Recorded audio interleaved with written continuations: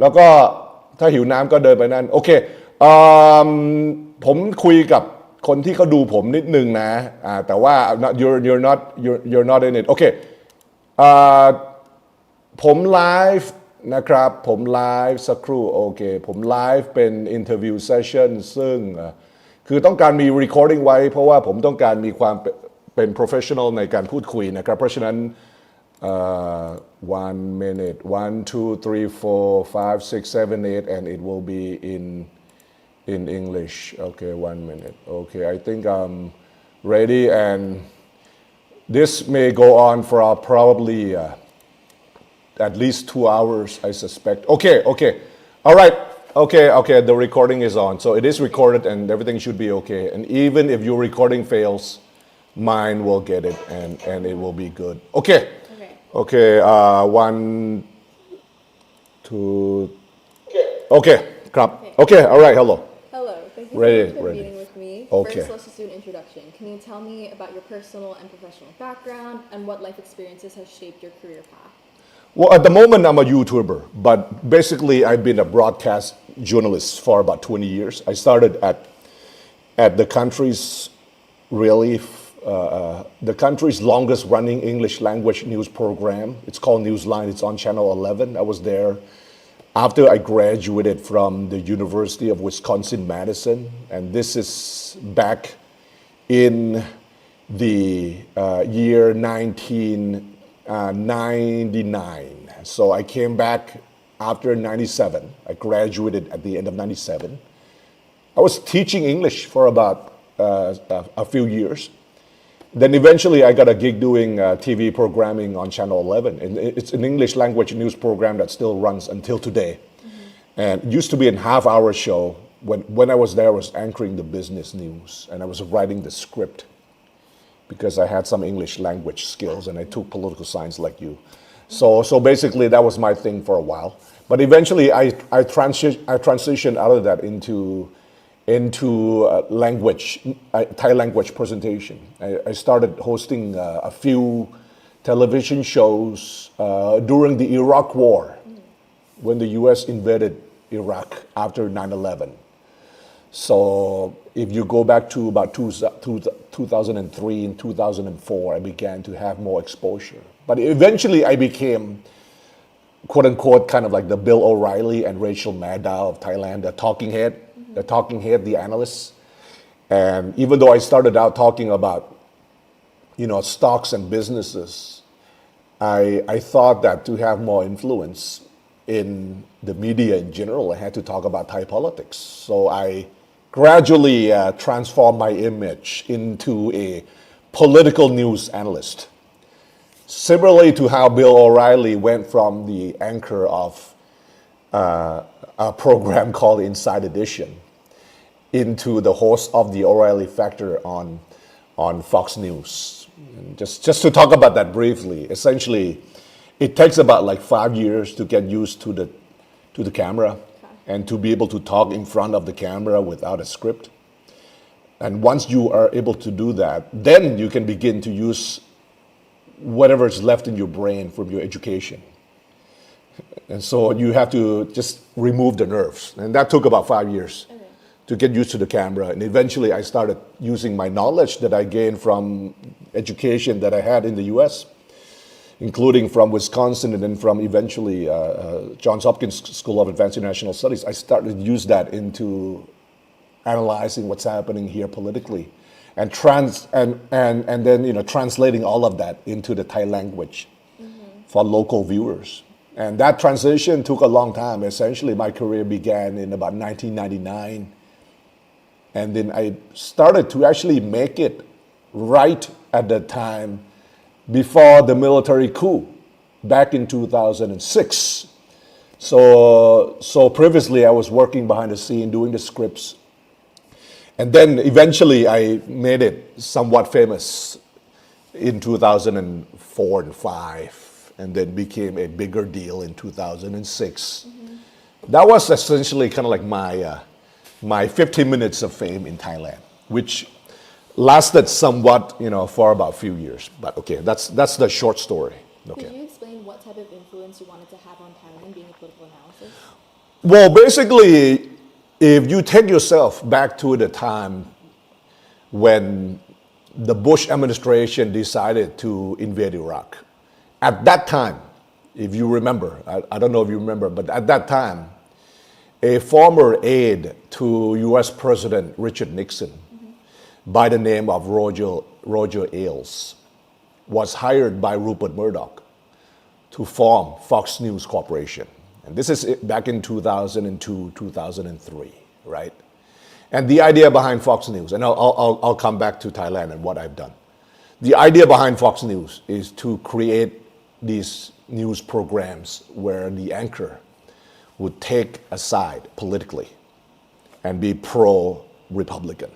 A conservative news anchor would actually comment and would actually be able to get the viewers to watch and then make money. This is unusual. This model is really not impartial news. It's the idea that the news anchor, using his influence, is able to influence the public to think a particular way. So Rupert Murdoch was very successful with the formation of Fox News, and it became a pro-Republican, pro-conservative network that had viewers and advertisement. And the guy who was the prime time anchor doing all of this is a guy by the name of Bill O'Reilly. Okay, that's 2003 in the US. What happened to me in 2005 and 6, right? And we had a coup back in 2006 that removed the then democratically elected Prime Minister Thaksin Shinawatra.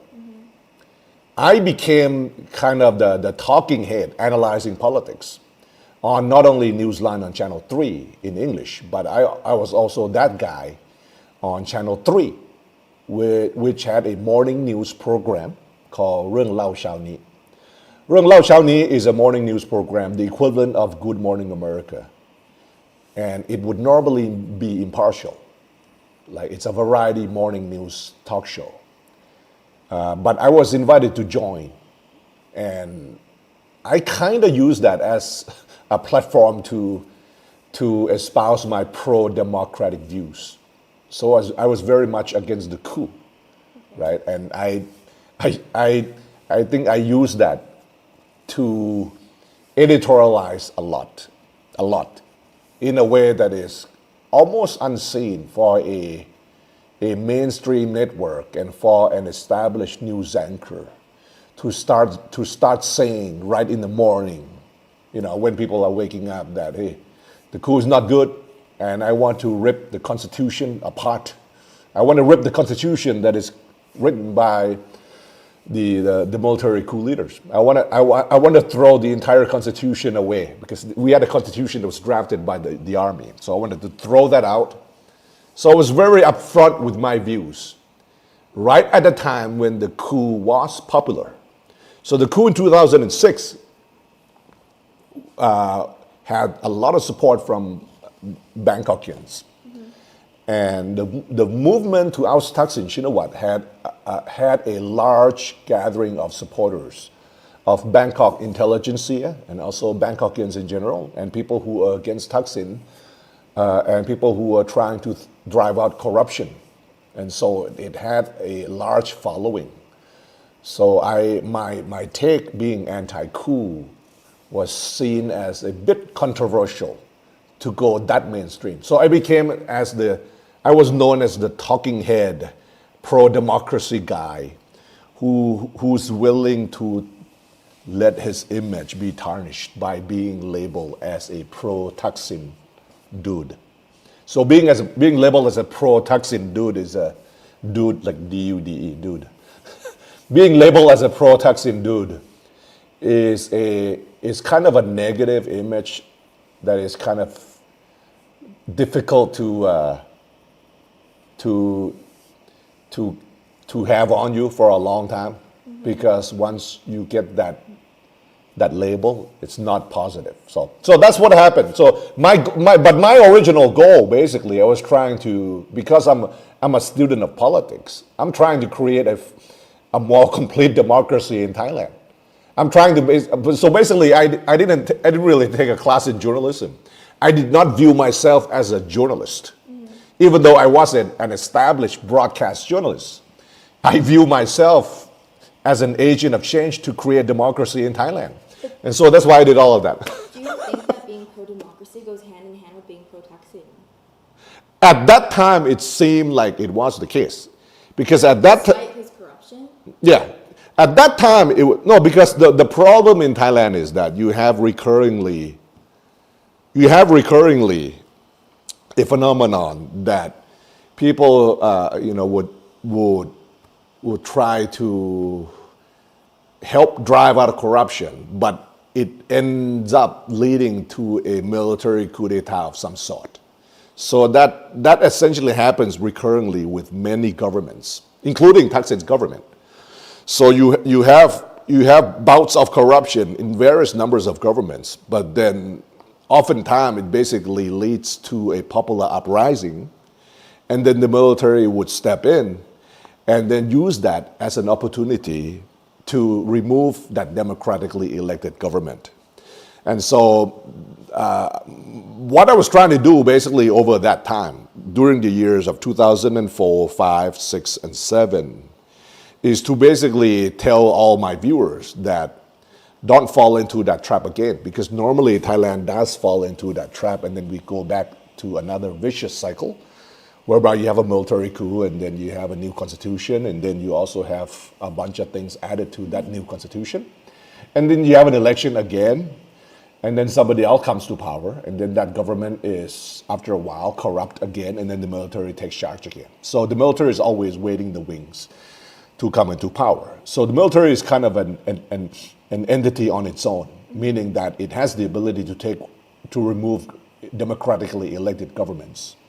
And it does it once in a while when a government is seen as corrupt to the point whereby there's no other solution, right? So I was basically trying to point out that it's not worth tearing apart the Constitution, even if the government has corruption problems. So that was my main message. But that message was extremely controversial because the Thaksin government was seen as corrupt. And so it was portrayed in a way as if I'm willing to, it was portrayed basically in the mainstream media at that point that I was a guy who was willing to tolerate corruption because I was anti-coup.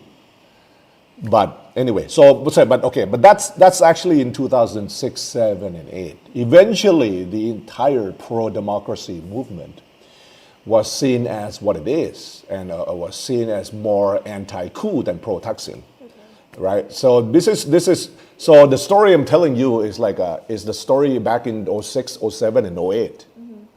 Now, with what happened after, just to sum it briefly, what happened after the formation of the Samak Suntarawet government, right, which is essentially a representative of Thaksin, and also the formation of the Yingluck Shinawatra government, which is essentially also a representative of Thaksin. You have another military coup, and the military coup back in 2014 brought to power General Prayut Chan-o-cha. Now, the issue with what happened with General Prayut is that he stayed in power so long that the majority of the public came to view the military coup as a negative thing.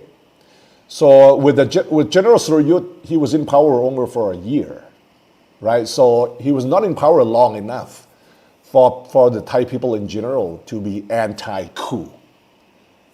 So they view military leaders as only stepping in once in a while to remove a corrupt government. That was kind of that was the story that the general public was willing to believe, because General Surayut only stayed for a year. But with General Prayut, he stayed for 2 terms, right? He won an election as well after the first term. And so after he was in power for almost 2 full terms, the general public came to view military coups as something that is problematic on its own. Now, this is a phenomenon that eventually happened, but was my goal all along. Because my goal all along was to point out this, and that Thaksin Shinawatra, though, could be a problem. The military on its own, if it's willing to stay on and cling to power for a long time, can be a problem as well. So basically, my goal was achieved. My goal was achieved. So basically, if you take a poll back in the previous election, right? If you go back 2 years, we're in 68, so we're in 2025. If you go back to the election in 2023, the majority of the Thai public was tired with the military. So the majority of the Thai public was willing to either elect Pheu Thai or Cao Klai to be in office. So that's why the Pheu Thai and Cao Klai coalition won the majority of the votes, right? It was basically anti-military now, anti-coup and anti-Prayut, because people were tired of Prayut because Prayut was there for almost 2 full terms. So basically my goal at the end of this long road, back in, you could say that it started back when I started at Newsline, but my goal from that point has basically been achieved. So and a lot of it was done through my time at Voice TV as well, doing basically what something that's similar to what I mentioned to you, what Bill O'Reilly does at Fox News, but instead of him being pro-Republican, I was just pro-democracy. So I was espousing the pro-democracy view, on Newsline, on Voice TV, on all of these shows that I do, including the one on Channel 3 that I was there briefly. But essentially my aim was achieved.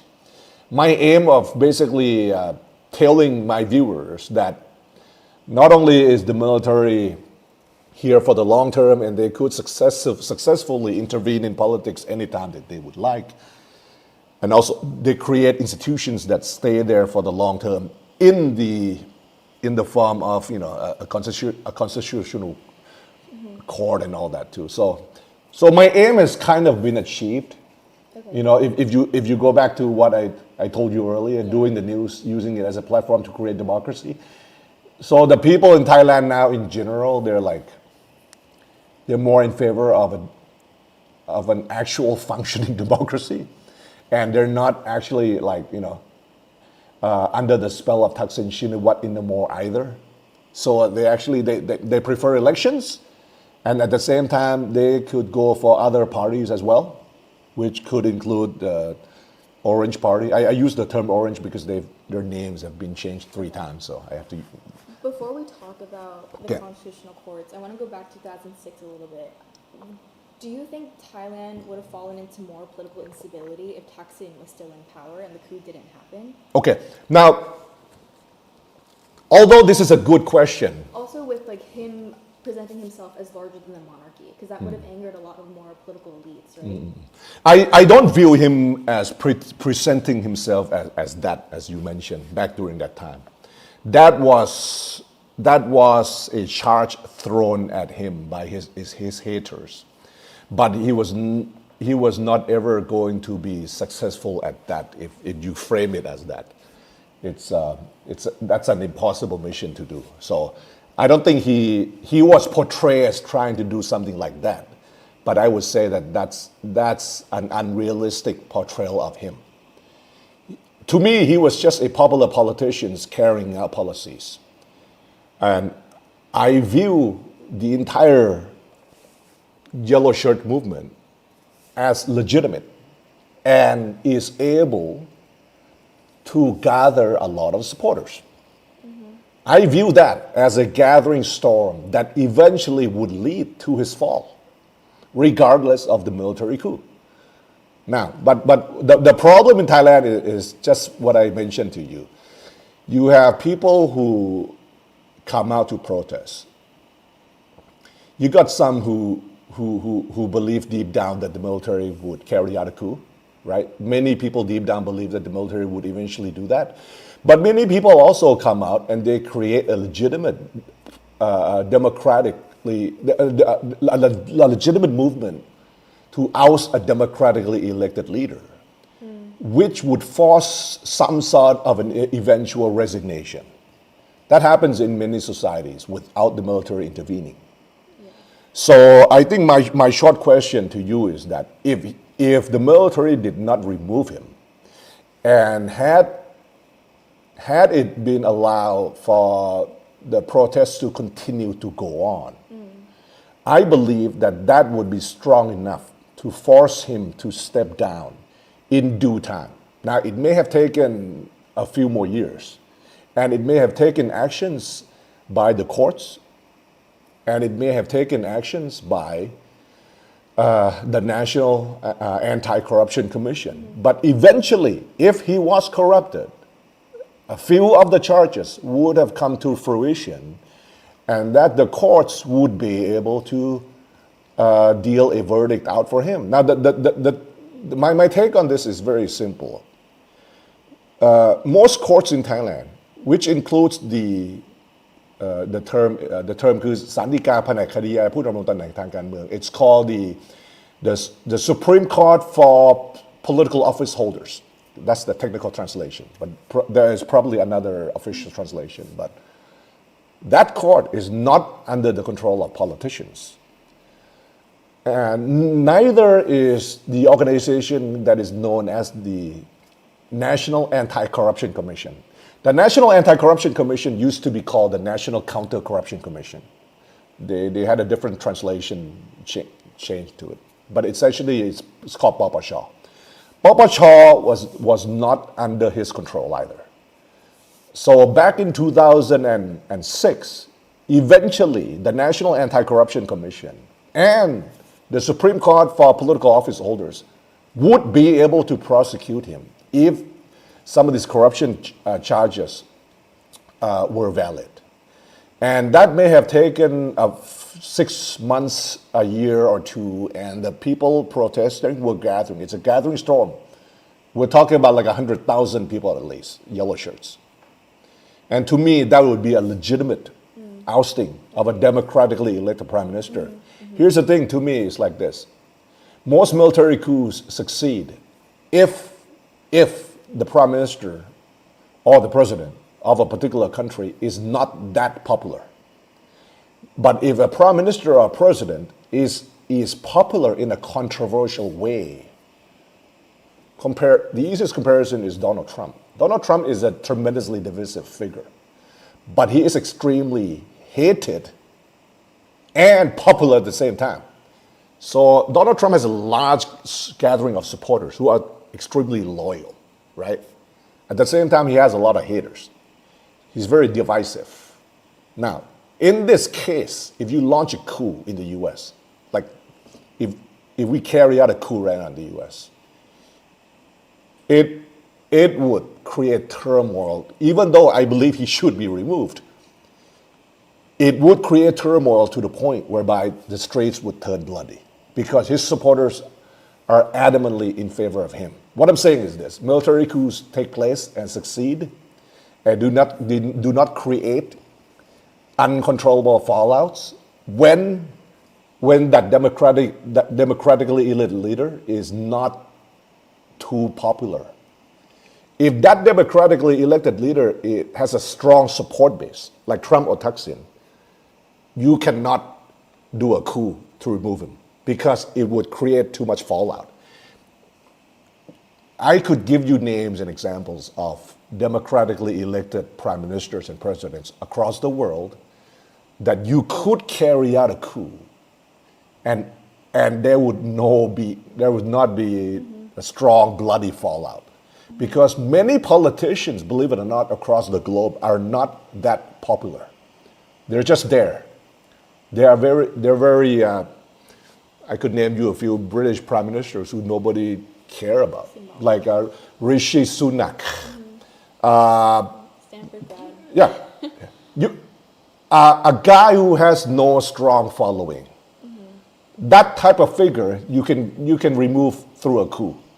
And the military would be able to get away with it. And it would not create too much social chaos. And that's why, if you go back to previous military coups in Thailand, that's why it didn't create systemic disruption. Because the previous prime ministers that were removed through coup d'etats were not that popular. They had some following, but they didn't have the kind of following that Thaksin had. So Thaksin has a following similar to a Trump following. Now, would you do a coup against Trump right now? I mean, the fallout would be nuts, right? His followers would come to the streets and it would be crazy. It's not worth it. Now, that's not to say that he should not be removed, but there has to be a way of removing a democratically elected leader that is constitutional, or at least in a way that would not have major damaging outcome to the system or to the hearts and minds of the people who elected the guy. So that's my answer to your question. By removing him extra constitutionally, they made him a figure that is supported by people who wanted democracy, including a guy like me. So do you think that bloodshed or social chaos was necessary if you wanted a majority to oust Thaksin instead of the military? No, because in Thailand, this is the thing that many anti-Thaksin people did not accept, but the politicians don't control the courts. Mm-hmm. This is the actual fact. Mm-hmm. So basically, even at this point, right now, as we speak, if the current prime minister is got her hands in some particular corrupt deal, right? Mm-hmm. The National Counter-Corruption Commission in Thailand is the equivalent of the Corruption Investigation Office in South Korea. It has the power to prosecute a sitting prime minister. This is not the case in the UK or in the US. In Thailand and in South Korea, it's a similar model. You have an independent organization that can launch a prosecution against a sitting prime minister. And once it does that, and it could have done that with Thaksin, it was getting there actually, but it didn't have enough evidence on things that he was, supposedly corrupt. Because some of the allegations were not true. Some of the allegations were true. But you can't shortcut the whole investigative process. But that was going to take place eventually. And eventually, if you launch a full-scale prosecution, these cases would go up to the Supreme Court. And the Supreme Court is not beholden to the democratically elected Prime Minister of Thailand, nor is it beholden to even the democratically elected President of South Korea cannot control the Corruption Investigation Office. It's kind of become an animal on its own, really. I mean, which is another problem, because it could be captured by another power. Okay. But for example, in South Korea, you got basically almost every democratically elected president after getting out of office going to jail. Okay. That's a problem on its own, meaning that the scrutiny is so much that nobody survived. But okay, in Thailand it's not like that. But what I'm saying is that you can prosecute a sitting prime minister. Yeah. Systemically, it can happen. That's actually one of the pluses. That's why you actually don't need the coup. But anyway, but sometimes you have a coup because of other reasons. But I'm saying it's wise not to have it, unless you're sure that the supporter of the guy is willing to take the hit in the stomach. Right? If people don't love Trump so much, it would be easy to remove him. But you got these loyal followers that are willing to risk their lives for him. So it's probably not wise to remove him extra constitutionally. And let's talk more about constitutional courts in Thailand. Okay, but the constitutional court is altogether a different animal from the Supreme Court, which is respected. In the video I watched reporting last year, you described Thailand as a dictatorial juristocracy rather than a constitutional monarchy. Could you explain what you mean by that? Yeah, basically it's like this. Okay, like I mentioned to you, Papa Shah. Papa Shah is at this moment, Papa Shah, the National Anti-Corruption Commission is selected by the Senate, right? The Senate is not democratically elected. Yes. Okay. Mm-hmm. Now, previously, and this I'll go back to the idea of the constitutional court that I mentioned to you. Mm-hmm. Previously, if you go back to 1991 and 1992, if you remember, we had a coup, right? Okay. 1991, we had a coup. And then 1992, we have an uprising. It's called Prisapatamin. Okay. After that uprising, there was a national drive to draft a new constitution. And eventually, after that uprising, it's called Black May, right, in 1992. That uprising, there was a drive to draft a new constitution. And the drive to draft that new constitution was done under the guidance of Prime Minister back then, Kun Banhan Silapa Shah. Okay. Anyway, to make a long story short, Thailand came out with the constitution in about 1995, 96, yeah? And that constitution is known locally asรัฐธรรมนูญ40. It's known in English language terms, it's known as the 1997 constitution. Mm-hmm. And basically that constitution is known as the People's Constitution. Basically the idea behind that is that you would have these independent organizations, National Anti-Corruption Commission, yeah. Constitutional Court, right? These two in particular, right? Election Commission as well. Election Commission, National Anti-Corruption Commission, the EC, the NACC, and the crown jewel, the Constitutional Court. The Constitutional Court, the crown jewel. So the three pillars, mm-hmm. if you remember, the three pillars of the 1997 Constitution is the EC, the Election Commission, the National Anti-Corruption Commission, the NACC, and the crown jewel, okay. the Constitutional Court. Mm-hmm. These three bodies would be in charge of basically having the power to remove democratically elected politicians seen as corrupt or violating the law, whatever. Okay, there's a bunch of things that could fall into that category. Now, in that People Constitution, 1997 Constitution, they made sure that these organizations are accountable to the people. So they basically put a democratically elected Senate mm-hmm. in charge of selecting these bodies. Okay. All right, okay. That was the idea. Now, what happened leading up to the coup, and this literally happened. What happened leading up to the coup in 2006, right? Like I told you, right? There are ways of removing a democratically elected prime minister back in 2006 and 7 and 8 eventually with a real popular uprising, which was happening. But gradually, it takes time, right? Like in the Philippines when they removed Marcos. Mm-hmm. But people in the army and also people in the legal establishment also view that there was a problem with the 1997 Constitution. Because the 1997 Constitution had these three pillars, mm-hmm. the EC, the NACC, and the Constitutional Court. And the three pillars were accountable eventually to a democratically elected Senate. Mm-hmm. That was the mistake. That was the mistake viewed by pro-military types, that the Senate cannot be fully elected. Because if the Senate is elected, that means the politicians would control the Constitutional Court, the three pillars, yeah. right? That is really one of the main reasons why you had the coup in 2006.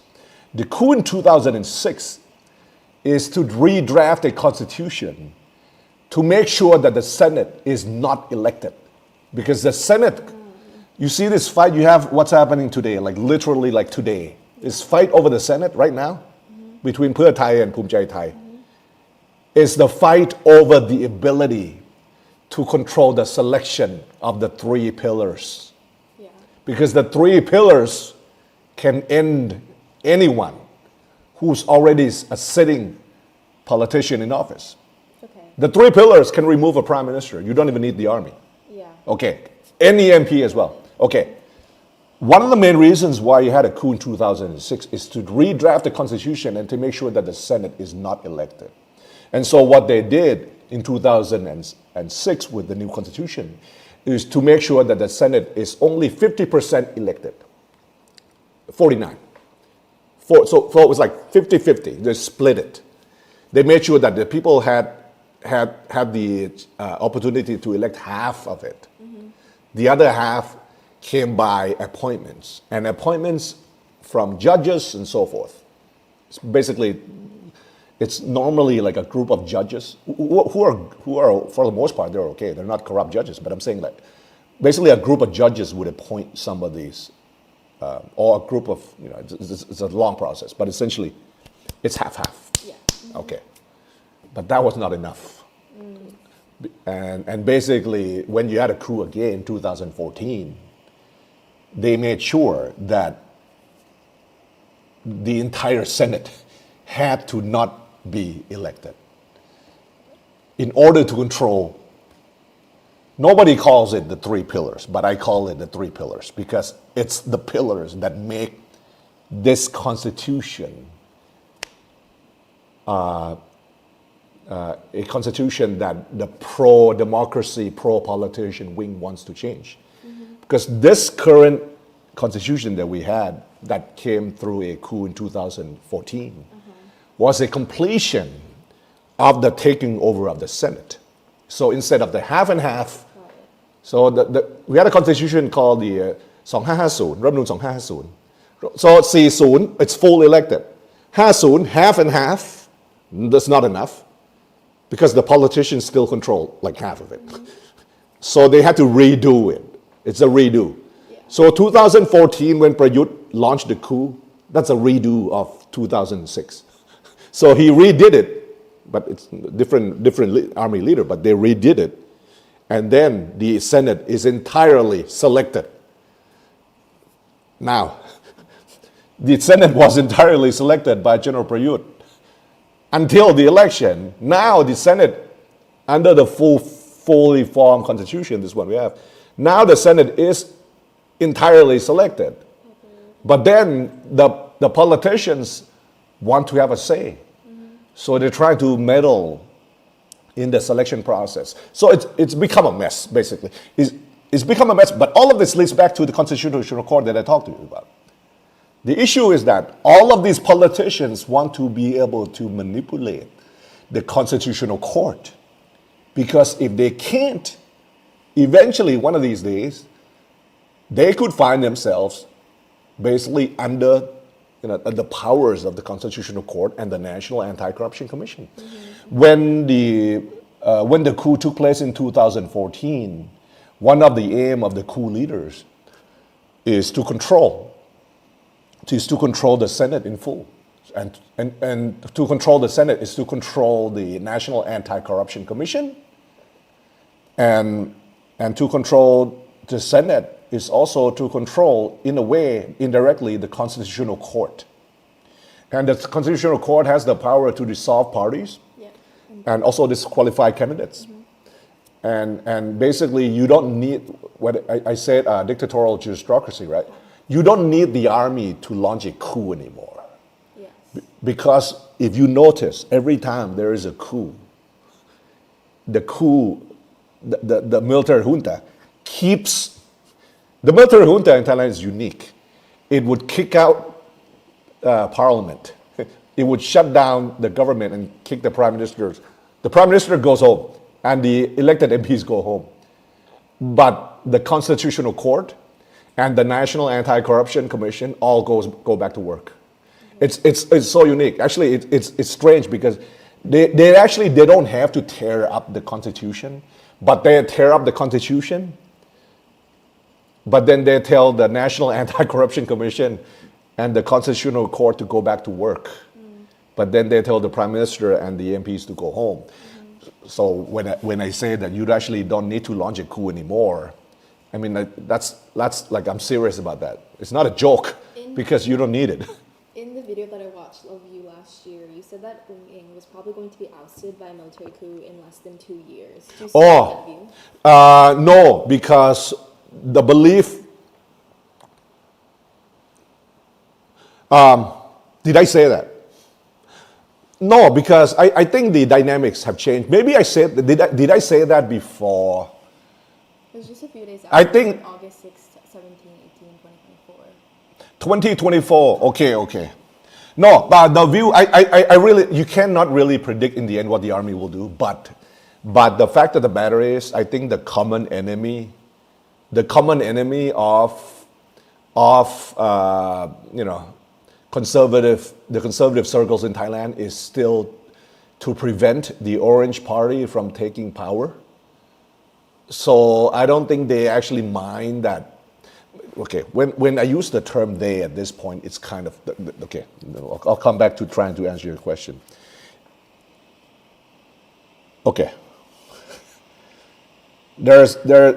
Okay, this is the key date you have to remember.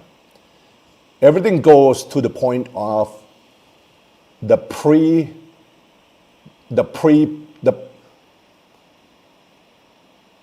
okay, I'm gonna say this with full respect. The Prem era and the Post-Prem era. Okay, this is very basic. Okay, the Prem era and the Post-Prem era.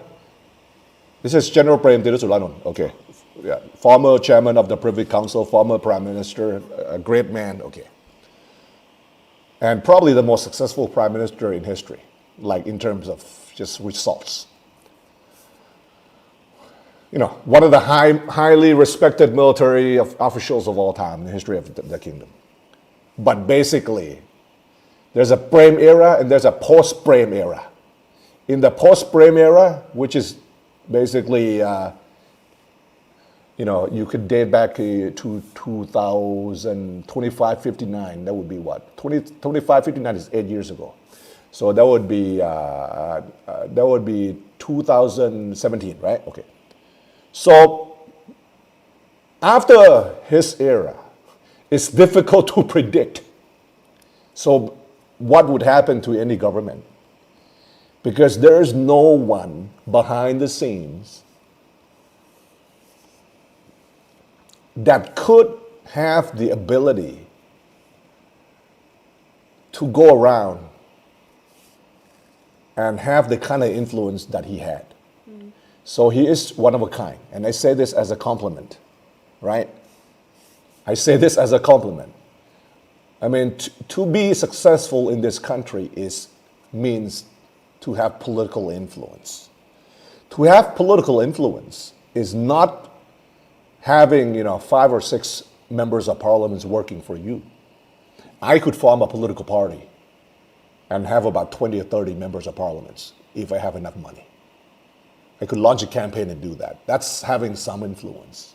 But having real influence is the ability to tell judges and the ability to tell army chiefs and ex-army chiefs what to do. So General Prem is extremely influential, and you're not going to find a guy like him today. So on the conservative side today, there is no one that would even come close to rivaling his level of influence. So in the post-Prem era, there is no new Prem. That means that any question you ask me or anybody else, you could find anybody in Thailand, nobody will actually know because nobody knows anything. Everybody is an outsider.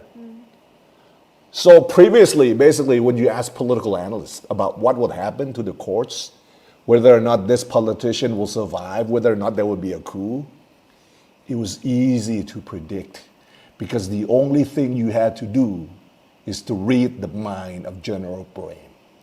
If you're a mind reader, if you know the behaviors and the strategies of General Prem, you could predict what would happen to a political party.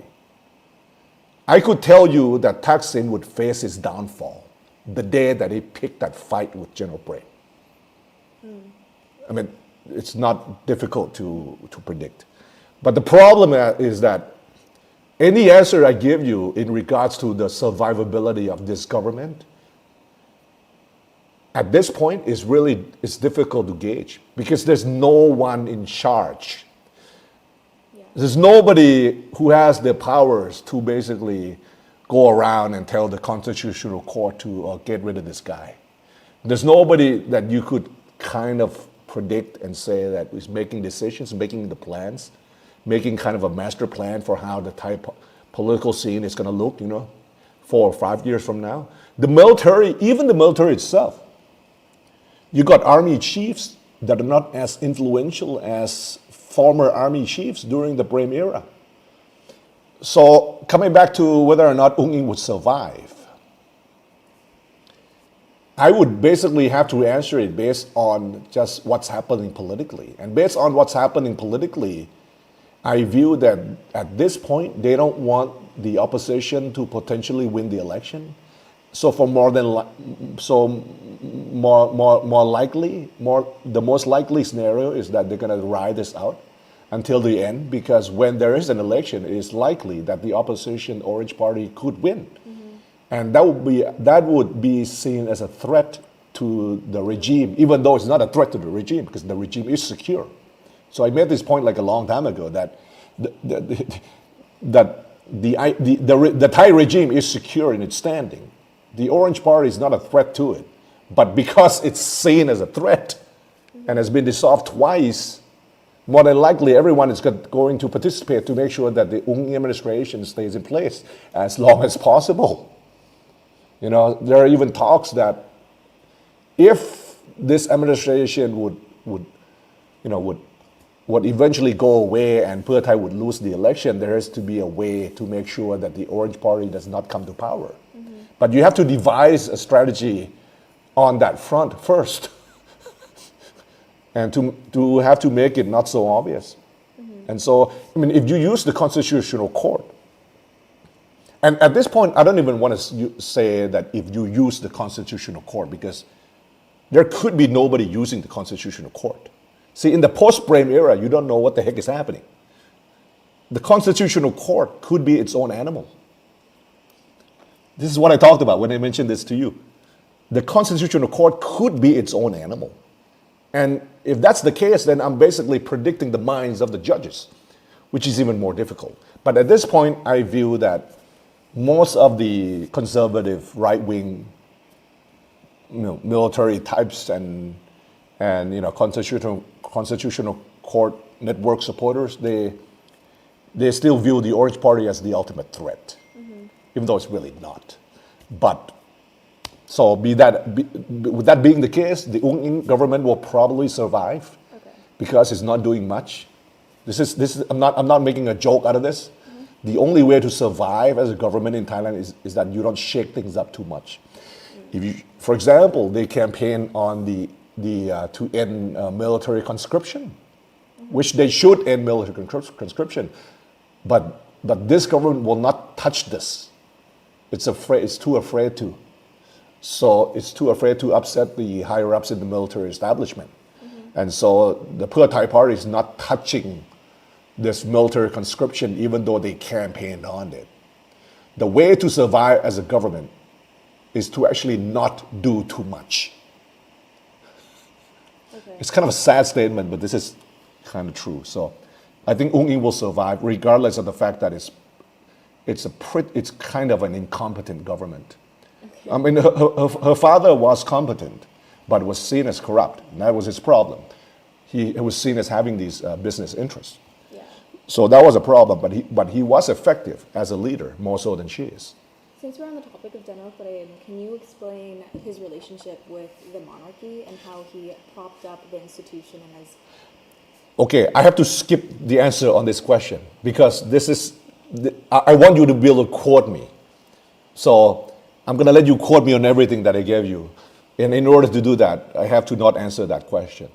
So we have to skip past that. So what do you talk about post-Bloody May, Thailand's longest democratic period, after King Rama IX had brought in the two political opposed leaders and told them to just clear the streets? What do you think about that situation and the reverence that the monarchy holds over political affairs? Because Thailand did go into the longest period of democratic rule post-1992 Bloody May. Okay.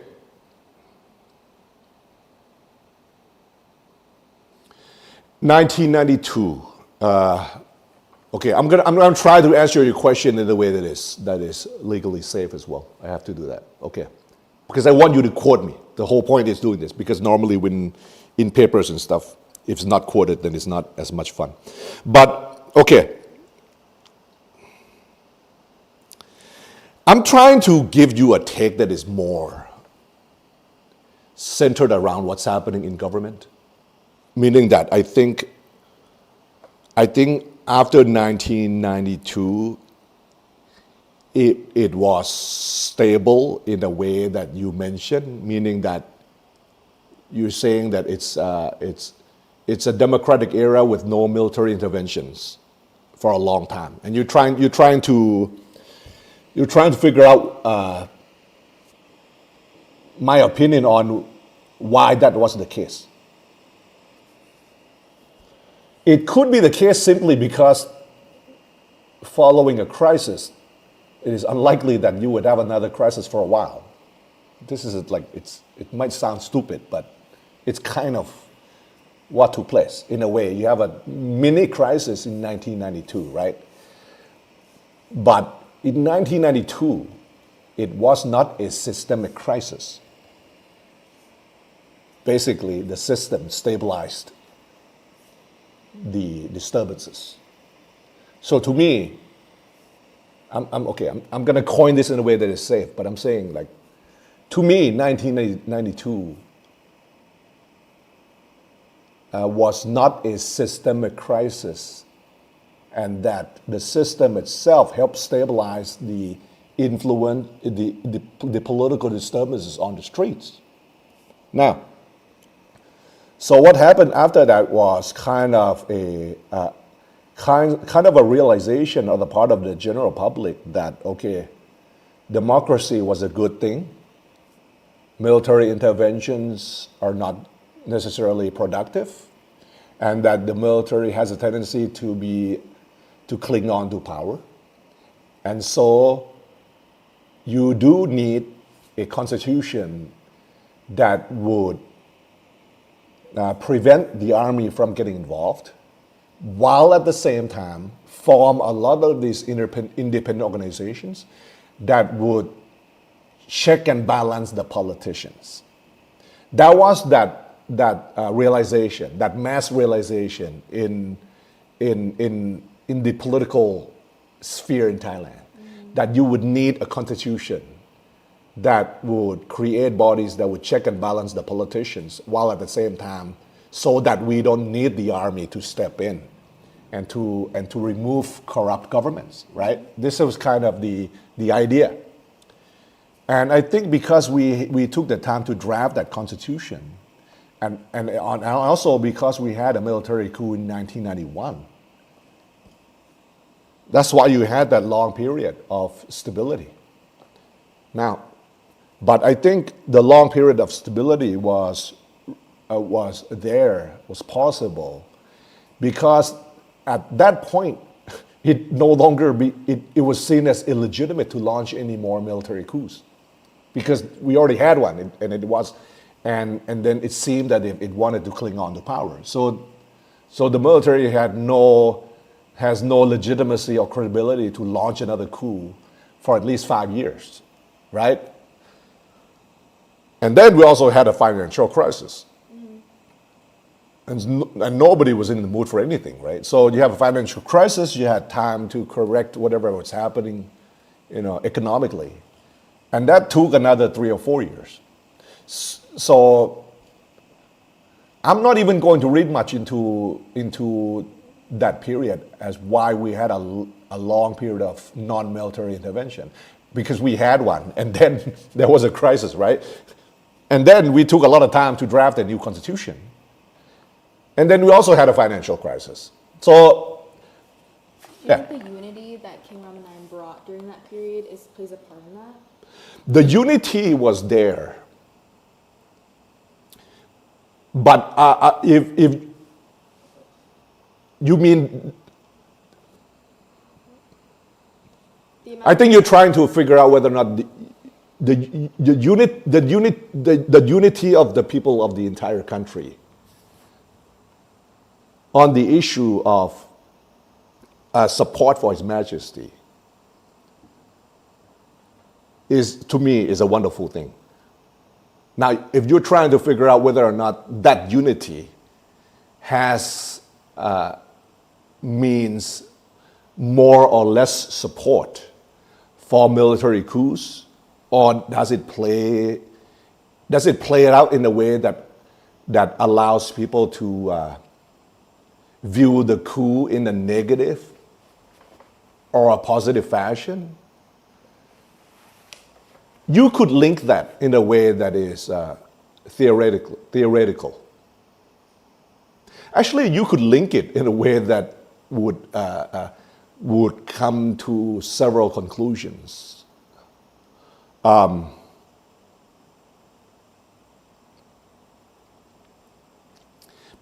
I would not go further and make the conclusions to you. I could make the conclusions to you as the interplay. And this is, I think what you're trying to get to is this point, which I think you can make the conclusions in your own dissertation. But instead of me making the conclusions for you, it's probably safer for me not to make the conclusion, but I'm saying that there is an interplay between the idea of unity in the country over a particular issue that is established, that creates a sense of togetherness for the country, which can be a healing process for the country. There is that idea. There is an interplay between that and support in favor or against a military coup. Now, normally, the military coups in Thailand, they understand this interplay. So basically, they don't do stupid shit in stupid times. They would do opportunistic shit in times that they can get away with it. All right? Okay. There is that interplay. And the army knows full well when to do what. If the mood of unity is a great thing, right? Until somebody disrupts it. So the military will never disrupt that mood of unity. But the military does use that mood of unity rather intelligently when they do want to remove a particular prime minister. But do you think that was intelligently used? No. At that time, it was authentic, meaning that if you're talking about between 92 and 2006, that makes sense. It made sense. There was not going to be a coup anyway. What about the constitutional courts now, though? I feel like they don't use it that intelligently. No, okay. Here's the thing. During the Prem era, I could tell you like a week beforehand what the Constitutional Court will do. It's not doesn't take a brain surgeon. It was predictable because that was its role, right? To dissolve parties and to force a change in the government. Now I view the courts as at least being clear on the point that the Orange Party is not welcome. That's one clarity that I see. Now, at this point, I do not, but what's not clear is, and this is important, what's not clear is who has influence over the Constitutional Court. During the Prem era, it was clear, it was predictable, it was not difficult to analyze. But at this point, it's a bit difficult to analyze. So aside from being able to predict, for example, just the current party, the new, this is why I hate political dissolutions, because the parties continue to stay, but then you have to use a new name, which is stupid. The whole idea of dissolving political parties is stupid because, so the people I have to waste my time. So I call it's the People's Party. Okay, Prak Prachachon. If the People's Party want to amend lèse majesty law, they would be dissolved automatically. It would be done in weeks, because the courts, the Constitutional Court has made it clear because they did this already. So that we know, but aside from that, we don't really know. For example, if you present a case, somebody launched a case to dissolve Phum Chai Thai. So I was on a TV show and I made a comment that that's not happening. Because I'm trying to predict the mind of the courts. It's not there to dissolve Phum Chai Thai. It's there to dissolve, quote unquote, left wing. It's not really left wing, but quote unquote left wing parties.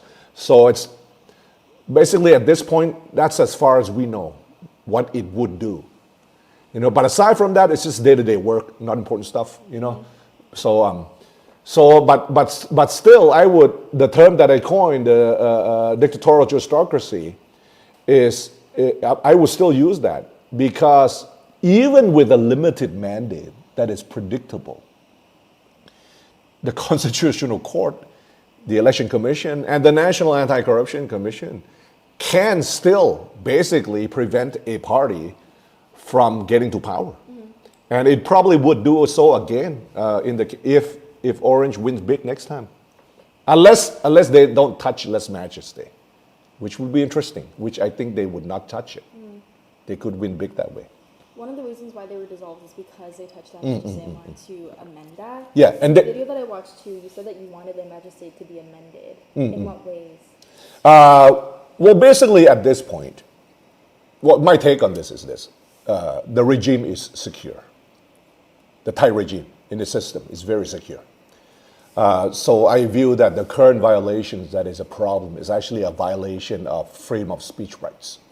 So many Thai people, including academic types and also non-governmental organizations and pro-democracy protesters, do not have the ability to gather an armed force to make any systemic change to Thailand's politics. But what most of these, quote unquote, pro-reform or left of center types want is basically to be able to make comments about the regime in the way that is a constructive criticism. So to me, if you violate that by using 112, it's basically a misuse of 112. Now, if you use lèse majesty laws to go after people who try to form a militia, for example, in the US, there are militia groups who would try to overthrow a democratically elected president, and they would be hunted after. So if you have groups that would aim to violently overthrow a system, they must be arrested and prosecuted harshly. So in Thailand, basically, there's been a misuse of 112 to target, non-governmental types who want to campaign for free speech. And so you see a lot of young people ending up in jail simply because they are somewhat critical of the system, but in a very much non-violent fashion. So basically, my take on it is that you have a misuse of it, and the misusage of the law that violates basic human rights, if you have it continually, unless the governments are able to end the abuse of the laws, then the laws need to be amended. The law itself does not have to be amended if you read it correctly, and if you're a judge and you see a case and the police officers have filed 112 charges, and the guy who's being prosecuted basically made a critical comment about the regime, but he did not have the wherewithal and the intention to cause harm, then it's really a freedom of speech issue. But basically you have judges who deal out guilty verdicts for these people, and they stay in jail for like 10 to 15 years, which is extremely harsh for non-violent offenders. So to me, unless the judges reform the way that they deal out the verdicts, which I don't see the judges doing that. The judges are dealing out very harsh verdicts.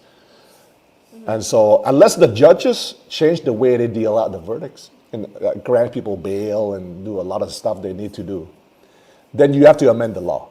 Now, but at this point, I think it's kind of a losing cause, meaning that if you aim, there's almost no point of bringing it up anymore politically, because if you bring it up politically as a party, you would be dissolved anyway. So it's kind of, the Constitutional Court has become an organ that can set this standard of policy now, which can be problematic. But it's like this is an issue that's like, okay, we're past that. So basically, I'm fighting now for ending military conscription. To me, it's like the issue of 112 is like, okay, I have other things to do, right? I've said my piece. I'd rather focus on trying to do other stuff. So. And how has your background of being related to the royal family influenced your political leanings? No, basically, I separate my take politically on from whoever is around me. So basically, it's like when I'm sitting here on camera and then when I'm on TV, I'm basically doing a live feed of my brain. So it's whatever is flowing through my brain at the moment, without really regards to the people I would talk to, like tomorrow, or so. But my life is really not all that different from the very average person out there. So I don't spend time in quote unquote elite circles. I actually have no actual elites like around me. I don't hang out with rich people. I don't hang out with a bunch of blue bloods. I have a very almost below average life of a regular guy spending 80 baht a day eating at 7-Eleven. So so whatever my network is, it's almost like when I'm sitting here, I'm quite independent of that because I'm doing kind of a live stream of my thoughts about what's happening in the regime, and I don't like. No, I have this thing where I don't like to see people suffering. This is kind of a strange thing, and I think most of the powerful and the rich people in this country have it pretty good. People who have special privilege have it pretty good, regardless of who they are. So I have a soft spot for people who have to go to jail and people who do a lot of hard work. So do you think that? And that's not even from my years in the U.S. That's like within my DNA. Mm-hmm. And so do you think that the monarchy and democracy are mutually inclusive or exclusive?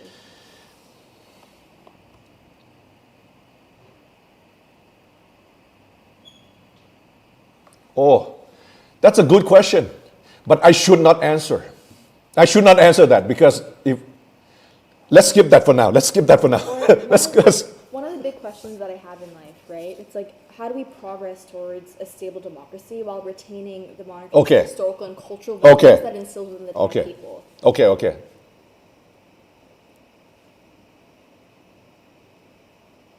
This is good. This is like a reaction video now.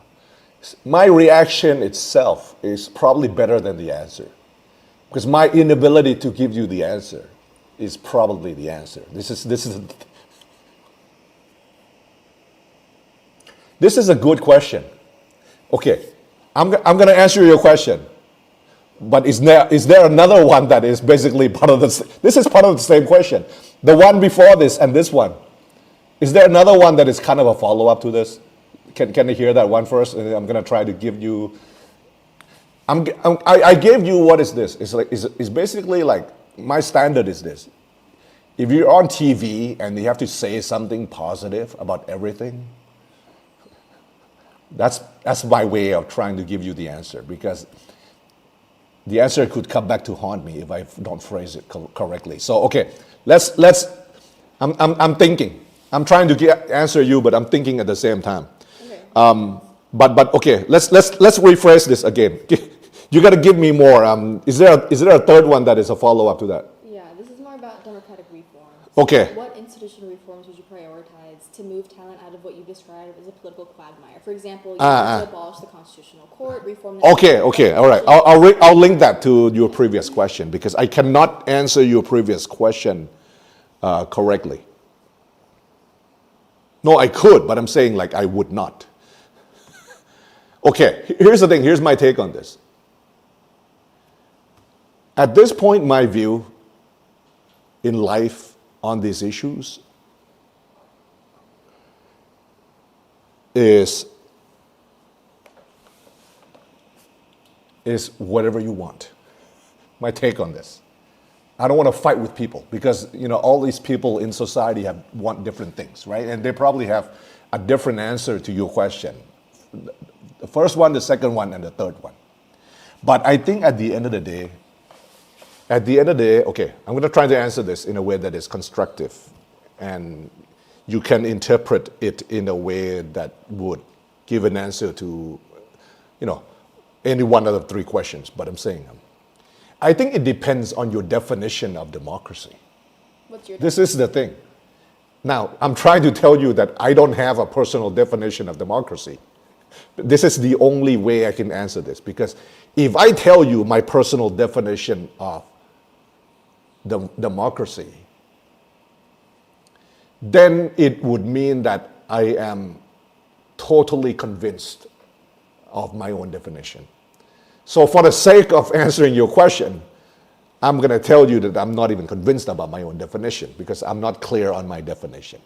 But I think it depends. So the way I'm going to answer this is that it depends on your definition of democracy. That's good. Thank you. No, but it's like this, because some people view the definition of a democracy as the rule of law, right? Okay, the rule of law. But then some people view the definition of a democracy is the ability to elect a leader for society as a whole and nothing else, right? I don't want checks and balances. I don't want the courts to tell my prime minister or president what to do. I don't want an unelected Senate. I don't want a national counter-corruption commission. Okay. But then some people view, democracy as having checks and balances, whereby the prime ministers or the presidents cannot do everything that he wants, and that he cannot, he cannot violate a particular code of conduct or anything. I mean, this is actually the fight within Thailand and in the US as well, is that you have people who believe in using executive power as the executive campaigned.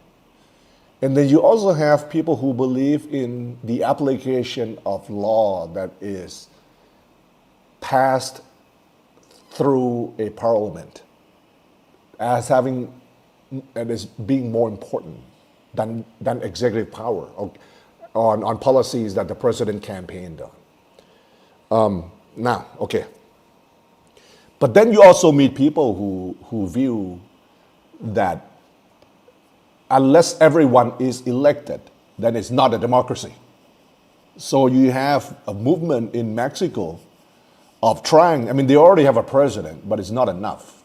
So they have to elect every single judge. And basically Mexico just went through reform. Now they're going to elect every single judges. So I think to answer your question, it depends what you want.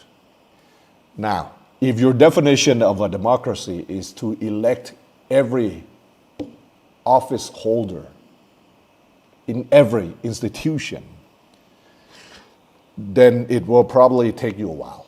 And then once you get there, you'll probably hate the results, because it's really some of the most basically through a democratically elected system. If you elect everyone in every single office, from presidents to judges and everything else, that does not necessarily guarantee a meritocracy. And that for the most part, it does not guarantee that you will get the most capable, nor efficient, nor good-hearted folks that would rise to the top. Now, but then in regimes that you have unelected office holders, that does not guarantee quality either. So,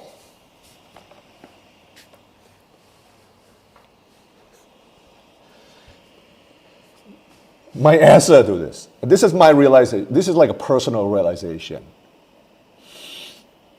My personal realization is that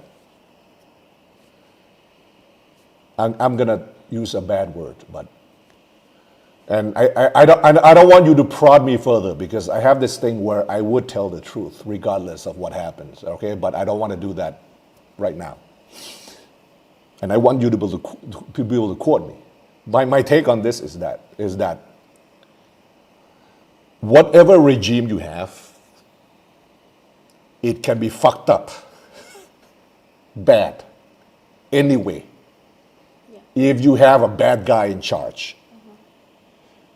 Now, the problem is I see a lot of bad guy in charge right now in a lot of countries. Okay, all right, okay. We have to move on from sensitive topics. Could I ask if you had the power to redraft the Constitution? Yeah, if I were Thanos, I use this on my show. If I were Thanos, what would I do? Okay, now we're getting to things that I can talk about. We can talk about hypothetical things that would not happen. You see, it's legally safe. No, number one, I would not have a constitutional court. I would not have it. So how would you keep the Prime Minister in check? The Prime Minister in Thailand is already in check. She cuts ribbons. This is the ribbon cutter. The Prime Minister, okay, and this is, okay, this is the thing. The Prime Ministership in Thailand is ceremonial. Okay. I'm doing a switch of what people normally think. People think, okay, Thailand is not a democracy.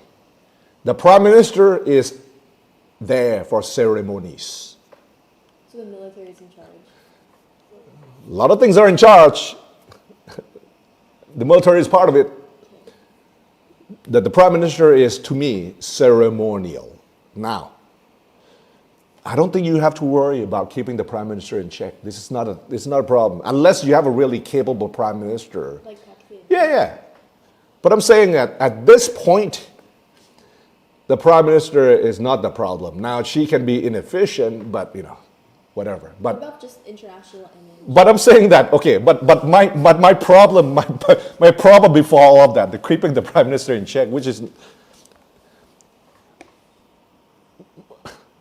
it's almost like if you ask me if we live in Korea and then you're worried about a corrupt politician in Korea. Most of them end up killing themselves. But I'm saying, but coming back to this topic where we can talk about. Well, number one, I think the main problem at hand for me, for Thailand, is this. Okay. It's not about keeping the Prime Minister in check or all of the other stuff. The main problem in Thailand right now is that when you have elections, these parties they're not able to come to power. This is the main problem. And previously, Thaksin's party faced these obstacles until Thaksin basically switched side. And when Thaksin switched side and basically is seen as joining forces with the army, the Senate voted for his daughter to become, and also Seta, to become Prime Minister. But when he switched side, basically he's seen as the bad guy now. So he's going to lose the next election. The problem is that you need to take away these organs. So if there is no constitutional court, okay, so take that away. Okay. No dissolution of parties, no disqualification of candidates. If you worry about if the Prime Minister is corrupt, there's an actual court. Then there's a National Anti-Corruption Commission. But you wanted to reform that commission as well? No, I can leave that. I don't mind. If we're going to eliminate one organ from the Constitution, the Constitutional Court goes first. Okay. It's the most problematic one. Okay. You can leave the other ones in charge, honestly. The National Anti-Corruption Commission can be a problem, but at least its mandate is corruption. I mean, you have to do something wrong for them to launch an investigation, right? Now, if they abuse power, they can become a problem. But at least they're not going to dissolve an entire party or disqualify a candidate who has not done anything really wrong for 10 years, for life. So you take away the Constitutional Court, that takes away 50% of the problem. The military does not have the the political capital to launch a coup probably within 5 or 6 years at least. So that's not a problem either. Okay. So to me, really, I'm not kidding about this. Like, you take the Constitutional Court out of the game, that's like half the problem. Now you eliminate the process that any body can actually just cancel an election. Yes, that's all. That's if you eliminate that problem, then the rest will take care of itself. For example, I'm complaining about military conscription, right? Because I see these abuses that happens to the new soldiers who are being trained, and they get all these injuries. And then so basically you have the Orange Party putting up a campaign of ending military conscription. So they solve problems within society through democratic means, which is and then if they're pushed to not touch 112, they probably will not touch it.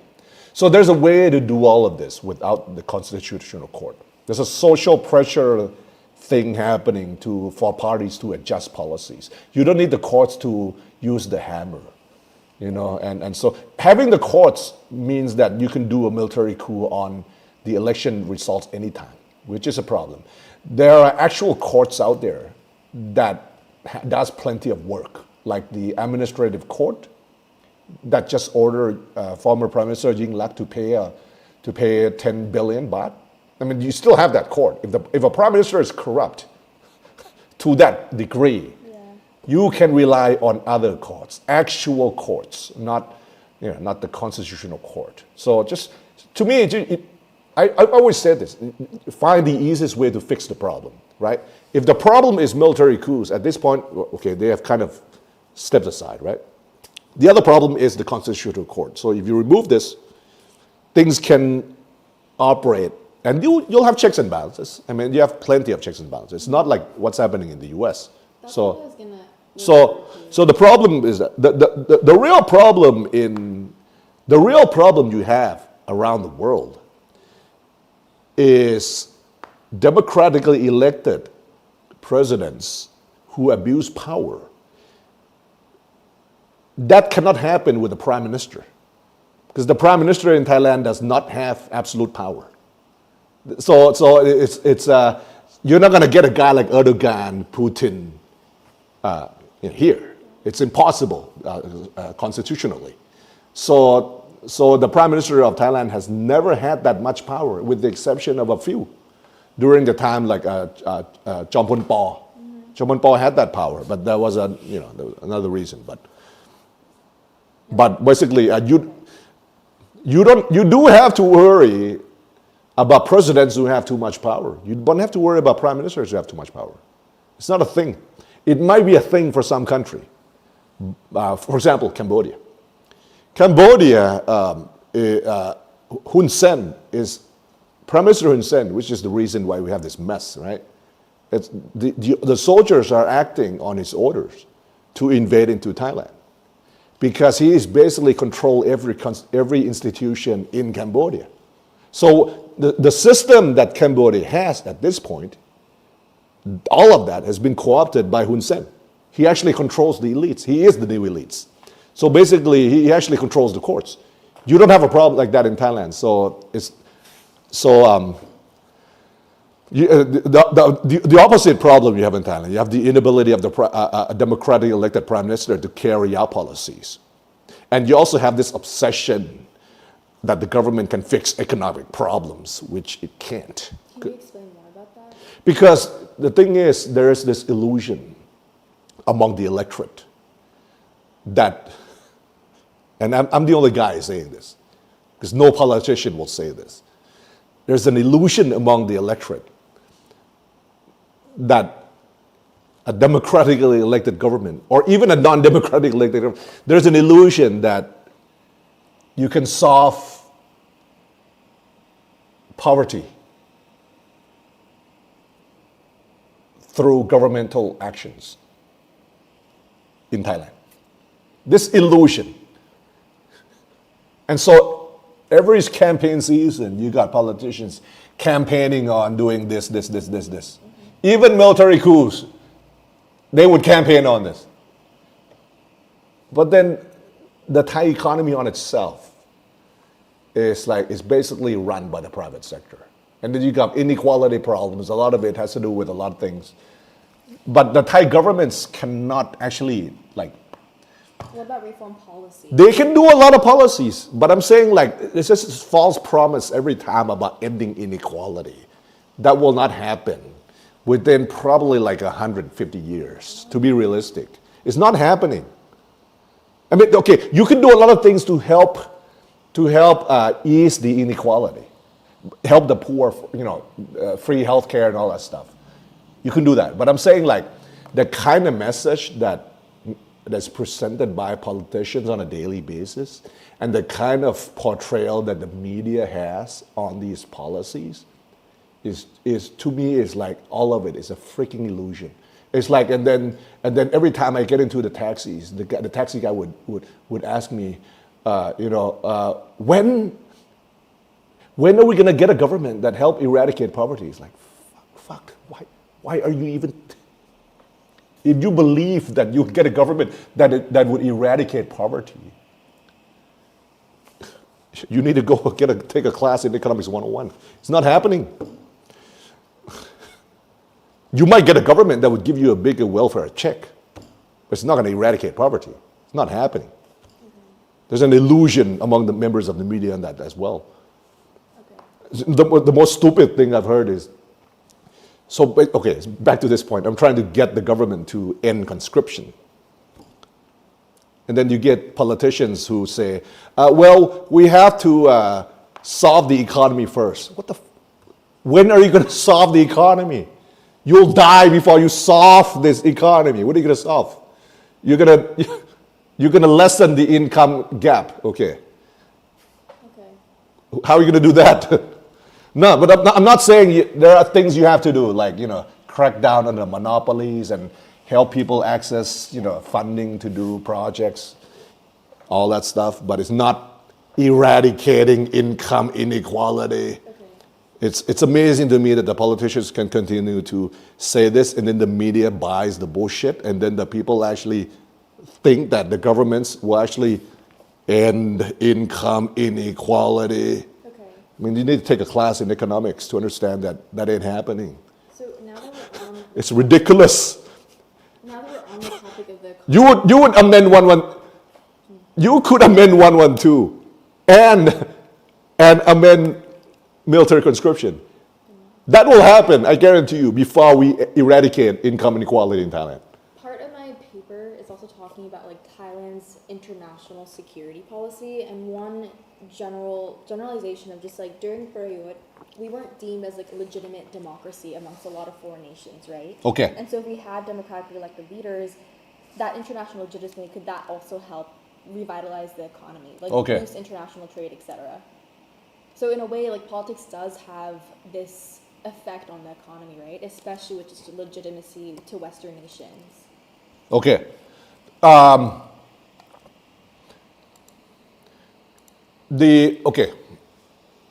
are you trying to point out that during the Prayut regime we were more closely aligned with China? Yeah. And that was the US didn't really like us. Yes. That was a result of a pivot by the United States and the European Union from Thailand because we had a military coup. Yes.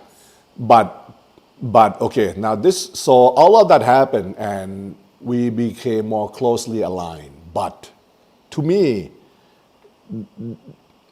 that was kind of like this superficial exterior of it, meaning that Thailand had still a very close military tie with the U.S., right? So we would have all this military exercise with them, and we have a very close ties at the at the state level with in as far as relationships back and forth on important issues. Okay, for example, if we arrest a member of Al Qaeda, and if the U.S. asks for extradition, we would help facilitate that extradition of that member of Al Qaeda. So that has not changed, even during the Prayut administration. But on the exterior of it, because of the the anti-coup stance by the U.S. administration and the European Union, we had to become more closely aligned with the Chinese when it comes to, trying to draw a closer economic partnership. Now, but basically, I think my answer to you is that, but don't read in too much into that temporary leaning, meaning that in the long run, meaning in the long run, like let's say when there is a really important issue of strategic significance, let's say if the U.S. and China break out into a conflict over Taiwan, Thailand itself is aligned with the U.S. I mean, like regime to regime. We're not with the Chinese. It's kind of like a. Okay. It's like there's more trade between trade between China and Thailand is strong, right? It's at almost the same level as the U.S., right? It's second. It's coming up, but then what I'm saying is that what am I trying to say? I'm trying to say that eventually, during times of war, that U.S.-Thailand relationship is still strong, and we're a major non-NATO ally, and it would survive even the Trump administration. Okay. So what I'm saying is that we, even if it seemed like we, the European Union and the U.S. had to punish us and have, I think there's a technical term for that. When they issue, it's like they lower some sort of a standing for time. But they know that's like temporary. They know, I'm trying to say that in the long run, if there's an actual war that break out. We'd always hedge closer to the U.S. Yeah, we're with the U.S. That's not changing. Because it's a military to military establishment type of relationship. It's not, because that's just how it is. It's globally, it is structured that way, meaning that, for example, the Trump administration is trying to change a lot of things, right? But the transatlantic partnership is stronger than the current era. Okay. Eventually, the Trump administration will be gone. Yeah. And eventually, the transatlantic partnership will resume. Okay. Meaning that the US and Russia is forever an enemy. There will never be a day when the US and Russia is not an enemy. Geographically, it is always going to be enemies. So that grand partnership that Trump wants with Russia, and he wants Eastern Europe to be a major ally, and then he wants to discard Western Europe. That's only like a temporary thing under Trump. So I'm trying to compare that to this. Okay. So I never read in too much into this major Chinese stance. That was the exterior of what General Prayut tried to do, to show the world that, hey, we got a new partner and that China does not have a problem with Thailand. That was kind of like just a show to the world that we have this ally that is quite close to us as well, and they're willing to invest in Thailand. We can trade with them. Yeah, all that. But when it comes to long term, I don't see. Especially with Trump's tariffs on Thailand. Yeah, Trump's tariff is seen as a temporary problem by but this is on the more important points. But Trump's tariffs is seen as a temporary problem by people who hold the long view that the U.S. would not have these tariffs post-Trump. And the majority of American businesses are aware of that. Okay, yeah. And the majority of exporters in Thailand are aware of that. They know that this is like a political thing in the U.S. There's a push and pull. And eventually it will get to a level whereby the Trump administration is only able to levy about 10 or 20%, nothing more. That's where it's going to settle, right? Most people are aware of that. Now, the problem might be if you want to focus on what's happening around the elites. There are some, I would say, pro-Russian provocateurs. There are pro-Russian provocateurs in local Bangkok intelligentsia that is trying to push, and these people are, and some of these people are, members of the media. Some of these people are also former high-ranking military officers.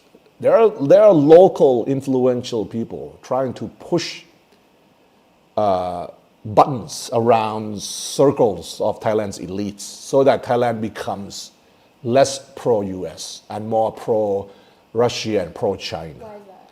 Because we're now in the post-Prem era. Okay. In the Prem era,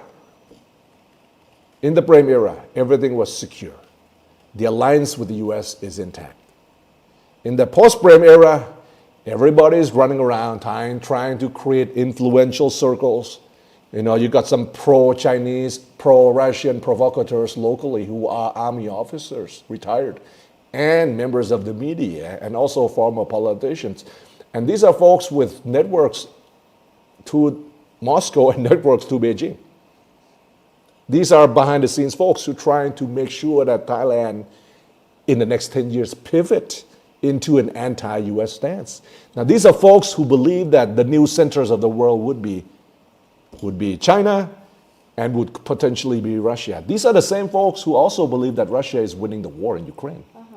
And now, I'm telling you that these provocateurs, media types, and also former politicians and former army officers are trying to become influential members. They're basically trying to become, in the post-Prem era, they're trying to vie for influence. Yeah. This is an ongoing fight. But in the long term,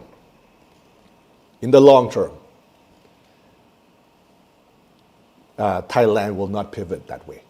Okay. In the long term, the Thai-US partnership is strong enough to survive this disturbance.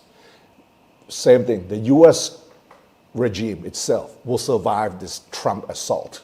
It will survive this. But it's a similar thing that's happening. So the story I'm telling you is that there are folks who view that we're going to lean towards more pro-China. China is the new center of the world, and Russia is trying to reorder. That's a disturbance to the current US-dominated, global hegemony. It's a temporary disturbance. So do you think that the US will retain its global hegemony despite it declining during the Trump administration? Yes. Basically, the Trump administration reinforces a view that American hegemony would only be threatened by a self-inflicted wound. So that basically only through a democratically elected process whereby you elect a horrible man who does not think about national interests, only through that you would get a decline, an actual decline in American power, which is what's happening. What about China's rise? No, China's rise is great. And it's a rise that has China coming on as a major stakeholder, as a trading partner. But China is not, to me, here's my take on this. China is not Russia. China is not a bad actor internationally. China can, with the US, have a positive win-win relationship. This is the problem with the Trump administration. The Trump administration pushes China to become a bad actor, when in fact that if the US did not pick this fight, they could coexist in the world whereby it would be a peaceful world.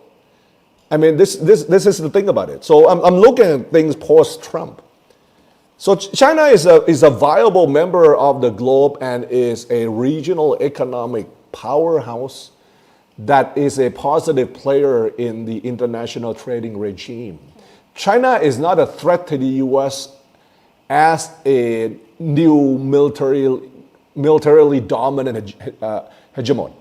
But China does have ambitions in Southeast Asia, but that alone is not enough to basically control the world, right? China does not have 7 major fleet across the entire globe. The US controls the oceans of the world. That's why it has the hegemony. So if you look at a time when China would have the kind of naval power that the U.S. would have, that would probably be 100 years from now at the fastest to me. Okay. They don't have the superiority in air or naval power. That's why that fight is not now. It's like 100 years from now. But this current American decline is freakingly self-inflicted by a moronic administration who thinks that the U.S. is in decline, right? The U.S. is not in decline. Now, it has social moral decay within. That's not military decline. But what I'm saying is this. This is why it comes back to Thailand. There's all these influential types trying to get the Thai public, and I deal with a lot of this because I'm the guy. I was the pro-Trump guy on Thai TV, but then many analysts locally paint a very pro-Russian and pro-China view, and they actually see America in decline. But they mistake a temporary decline in the quality of the president and social moral decay. America has social moral decay from within, but it's not military decline. Military decline is different. Military decline is the ability to have a naval fleet that is not as strong as the Chinese anymore.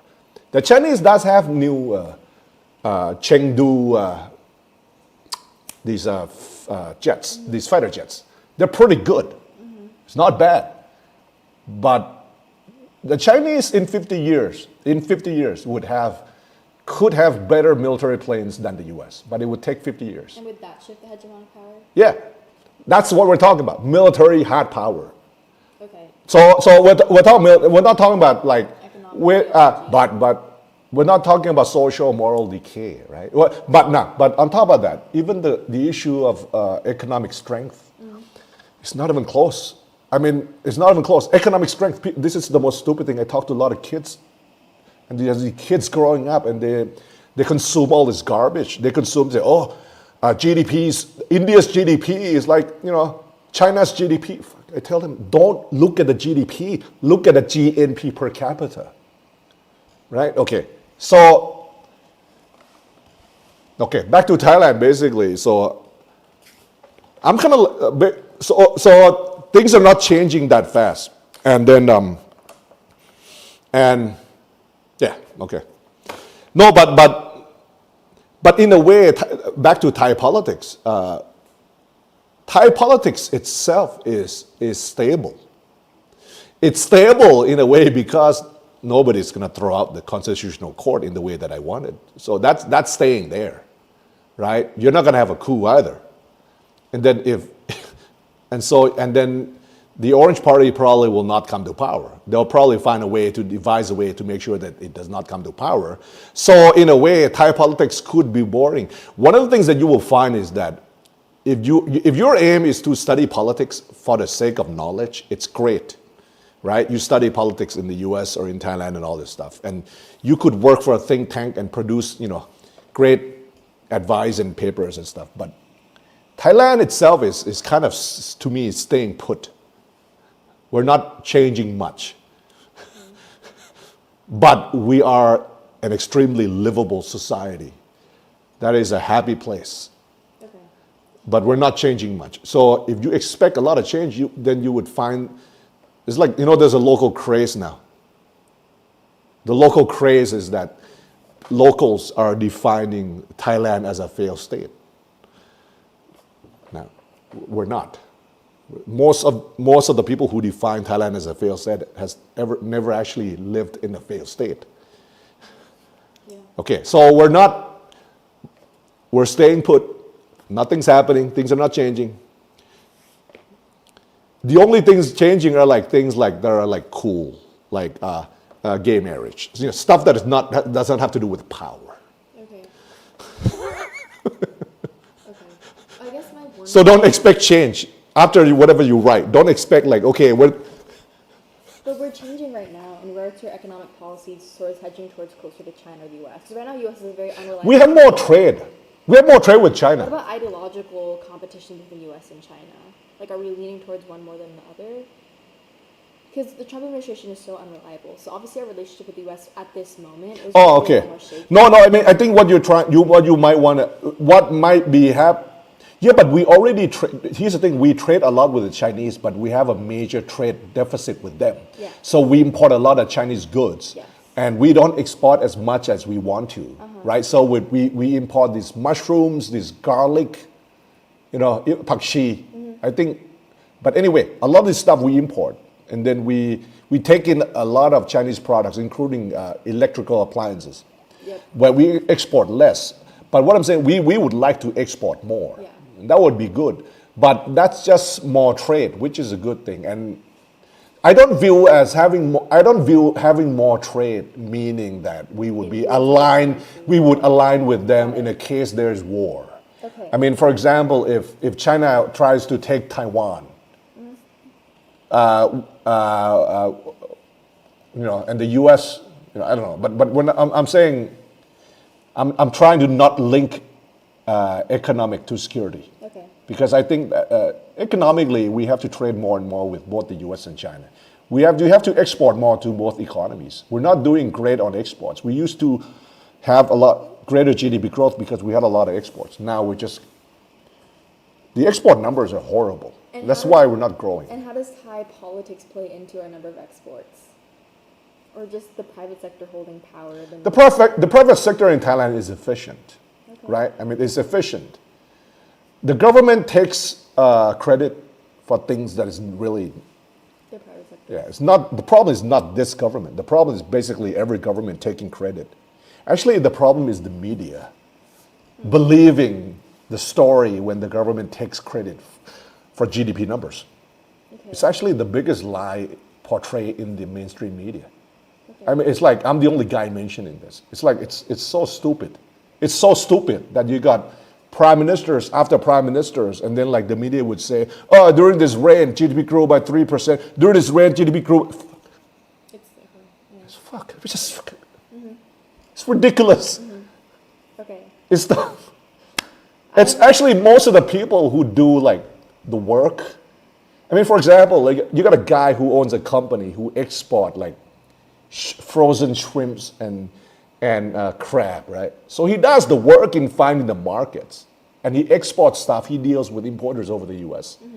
He's the one making the money, and he's the one making export numbers grow to bring money into the country and to hire local workers.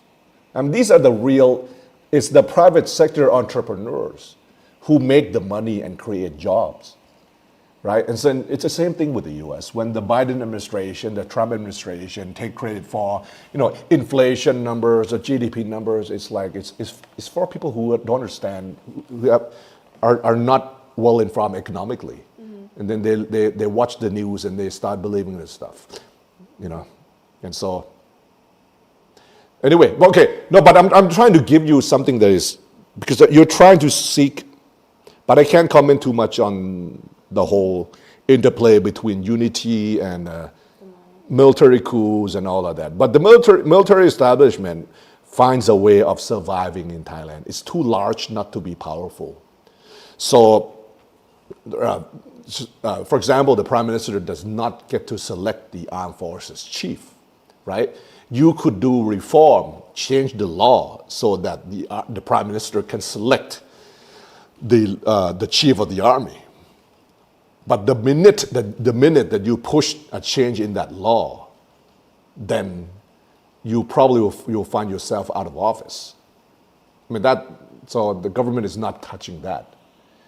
That's another thing to watch for. If the Orange Party comes to power, will they amend the law that would allow for the Prime Minister to actually select the army chief? And I guarantee you that even the Orange Party will not touch that as well, because that's the unsaid. From what I'm aware, it's like things that the Orange Party things that you can't touch aside from 112 is the positions of armed forces chief, because the armed forces chief is supposed to be the final arbiter of conflict. Meaning that it can launch a coup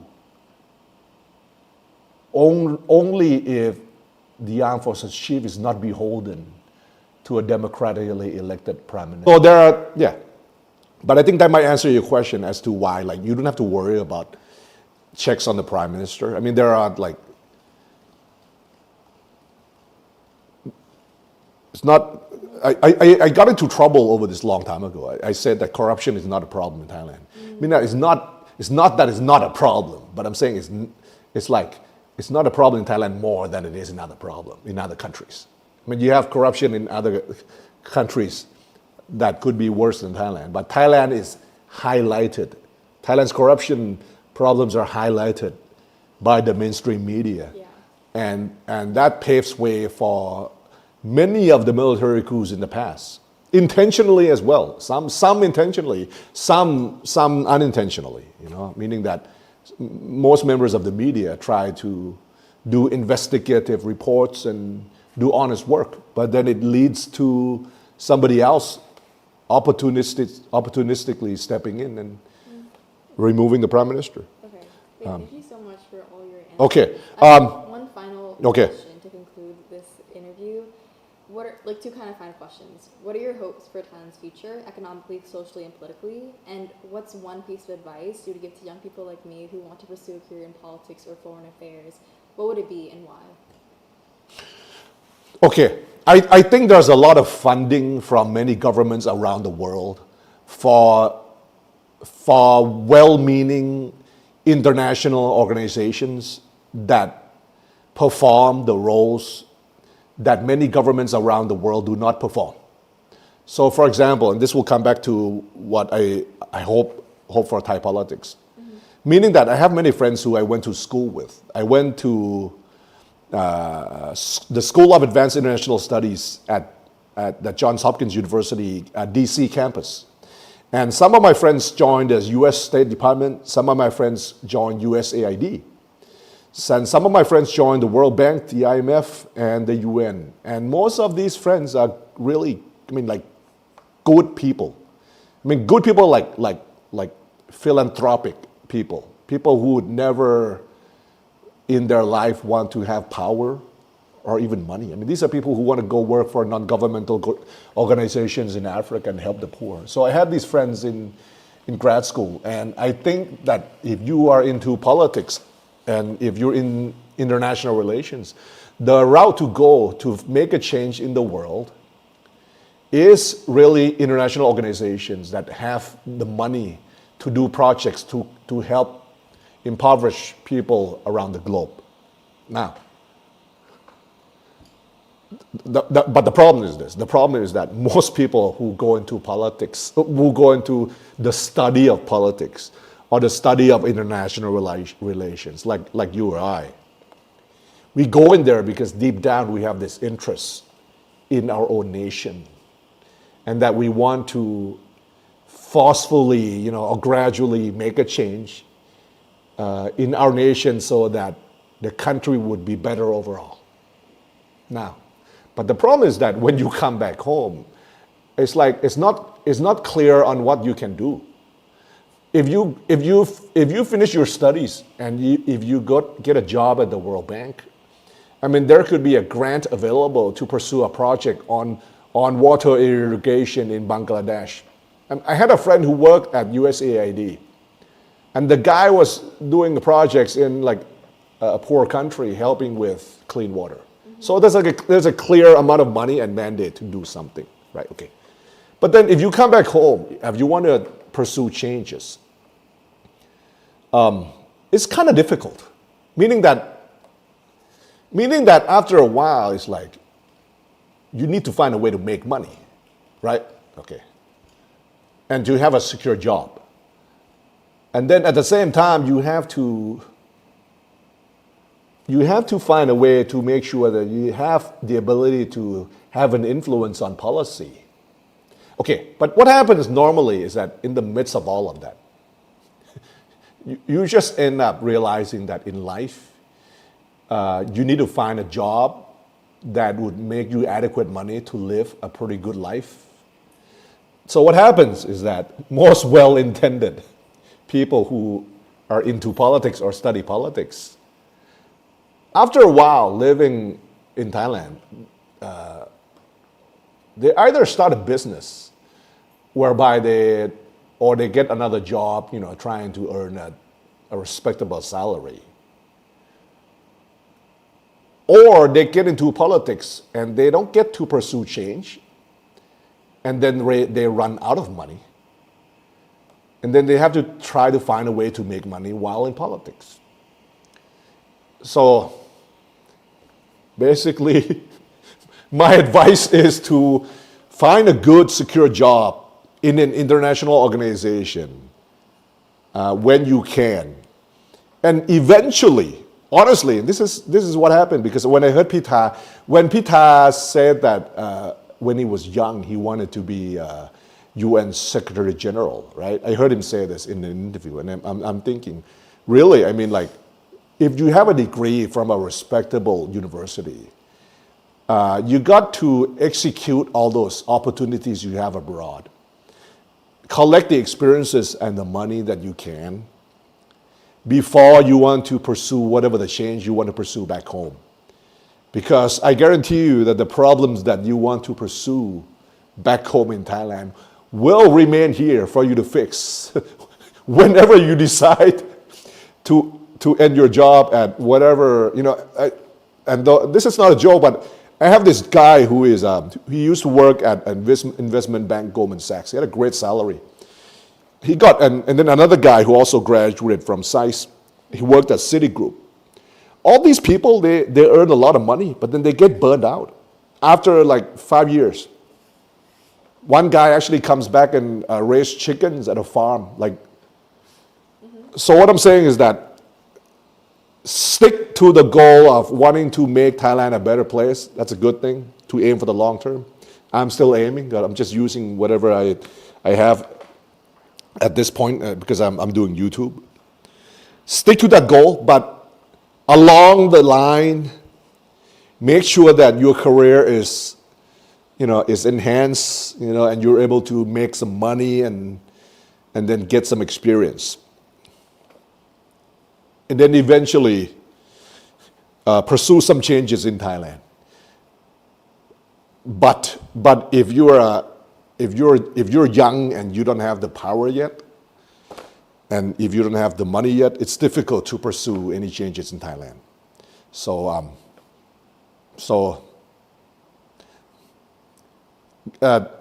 find an opportunity at an international organization first, if you can, and then eventually, the transition back to Thailand will be smooth, and you'll be ready.